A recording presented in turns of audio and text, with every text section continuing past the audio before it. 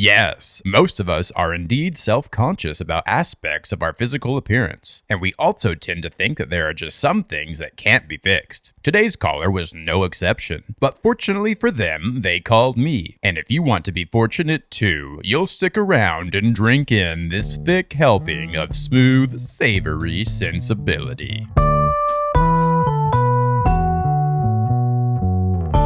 Hello, folks. I'm Glen Ritchalds, and thanks for tuning in. That's right, it's me, yet again, choosing to ignore the rumblings in my gastric region to instead use my precious lunch break to take your calls and satiate your hunger for sound advice. Of course, let us not forget a one Mr. Douglas Courtright, faithfully running equipment and screening calls behind the scenes, which apparently only requires the use of one hand, as I can clearly see you eating a salami sub right now, sir. I guess I'm the only one humbly willing to make the hard sacrifices needed for the greater good when it comes to the dissemination of wise counsel. You all know the drill. Sure, I'm not a licensed therapist or counselor, but what bearing has that ever had on a natural endowment of wisdom? Obviously none. So Douglas, let's get to it and take a call, because I need to eat. Hello, thanks for calling Sound Advice by Glen. Who am I speaking with today? This is Gary. Hi there, Gary. In what way can I be the metaphorical laxative to your emblematic constipation?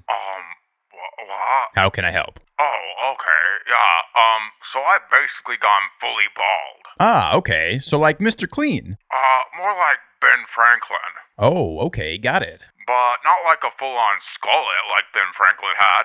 But if I were to grow it out more, I'd probably look a lot more like him. Well, thank you, Gary, for those crucial details. Sure. So what can I do to help? Well, to be honest, I don't like being bald. It's no good. I'd rather have a full head of hair. Okay, well, just to be clear, that's not necessarily the opinion of Glen Ritchalds, but rather the opinion of Gary, which you are entitled to have. Oh, cool.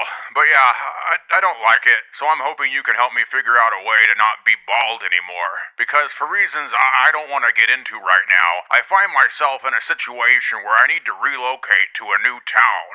Okay. So I'm thinking this is a golden opportunity for me to take advantage of people who don't know Bald Gary and show up instead as Hairy Head Gary. Because if I make the change where people already know me as being bald, then they'll all just know I'm a fraud. But if I do it to people who don't know me yet, then I can get away with it, you know? Well, Gary, I do track the logic behind that statement. Thanks. But I must confess, there isn't a magical cure out there that is going to take you from having a smooth, hairless noggin to a luscious, hair-abundant crown. Well, how can you know that for sure? Just look at the Prince of England. If royalty has to endure baldness, I think we're all stuck with it. Well, maybe he just doesn't have the right motivation to change, because no one is going to risk making fun of him because they'll get their head chopped off on the guillotine or something. I don't think they do that over there anymore. Because the neighborhood kids on my street always call me Chubby B. Franklin. But wasn't he already a bit chubby? Wouldn't they just call you B. Franklin? Because the chubby part, that's already implied, right? I don't know, they're stupid clown kids. But I don't like to be called names. It hurts my feelings. So I need to figure out this bald thing before I have to move. Well, Gary, I'm not gonna lie. You've got yourself a tough situation. Yep. And while not truly a curable situation, I do think I've got just the thing to fix your follicle fiasco. Well, okay, I'll take what I can get. I bet you will. I mean, I guess I could just resort to wearing a hat all the time, if nothing else. Well, yes, a hat is somewhat of a solution, albeit a half-hearted solution, that would indeed hide your baldness from the world in some situations. Yeah, I guess I could become a hat guy. I know some guys out there who have massive hat collections. Maybe that could be me. I don't know. Okay, but Gary, why settle for aiming at the ground when you could instead shoot the moon? What?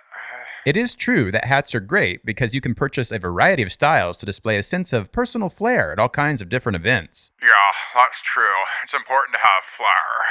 Indeed, Gary, indeed. But the problem you're going to find with hats is that you have to live in fear of needing to remove them at a moment's notice, exposing that baldness. Oh, man. For example, if you are a gentleman, you will remove your hat each time you walk indoors. My mom called me a fancy gentleman when she was still alive. Nice. And then, if you go to a ball game, you'll be a bona fide traitor if you don't remove that cap during the national anthem. That's true.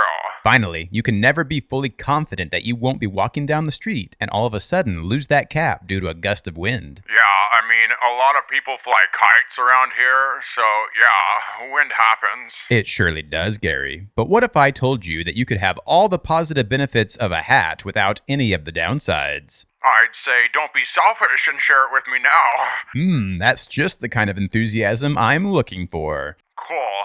So what's the answer? Wigs. Wigs?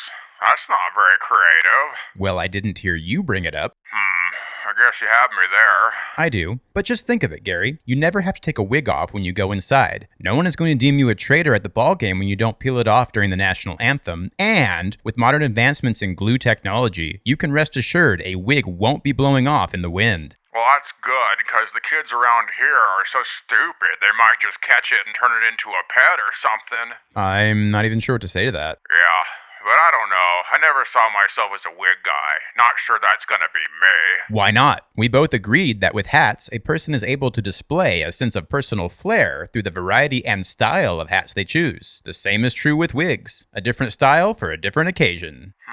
Interesting.